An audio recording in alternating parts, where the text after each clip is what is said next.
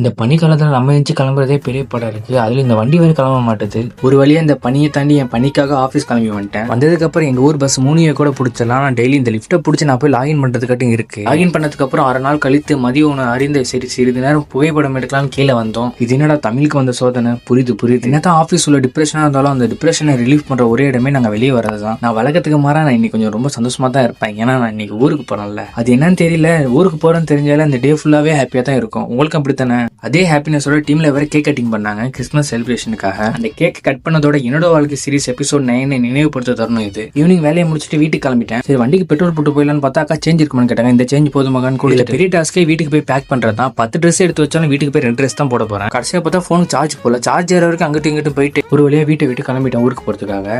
எனக்கு லீவ் என்னமோ 4 நாள் தான். நான் வீட்டுக்கு போனதுக்கு அப்புறம் 4 நேரத்தில் ஒரு மாதிரி டப்புன்னு போயிடும். அதை நினைச்சாலே ரொம்ப கஷ்டமா இருக்குன்னு இப்போ எதுக்கு அதை நினைச்சிட்டு எப்படியோ கோயம்பேடுக்கு பஸ் ஏறிட்டேன். ஏறின கொஞ்ச நேரத்தில் ஐயோ அங்கே போய் ஊருக்கு போய் பஸ் இருக்குமான்னு தெரியல யோசிச்சிட்டே போனேன். நான் யோசிச்சது என்னைக்கு கரெக்டாக நடந்திருக்கு. அது வந்த மாதிரி பஸ்ஸும் கிடச்சிச்சு, உட்கார சீட்டும் கிடச்சிச்சு. நல்லா அசந்து தூங்கிட்டேன். எஞ்சி பார்த்தா சிதம்பரம் வந்துடுச்சு. வந்து இறங்கினதுக்கு அப்புறம் செம குளிர். சரி டீ குடிப்பேன்னு சொல்லிட்டு ஒரு டீ கடையை பார்த்து டீ குடிச்சிட்டு இருந்தேன். குடிச்ச கையிட எங்கள் ஊருக்கும் பஸ் வந்துச்சு. இத்தனை பஸ்ல ஏறினாலும் எங்கள் ஊர் பஸ்ஸில் போகிற ஃபீலே தனி ஃபீல் தான். ஒரு வழியாக நம்ம ஊரில் வந்து இறங்கியாச்சு. அதே ஹாப்பினஸோட இந்த வீடியோ முடிச்சுக்கிறேன். சப்ஸ்கிரைப் பண்ணிட்டு லைக் பண்ணிடுங்க.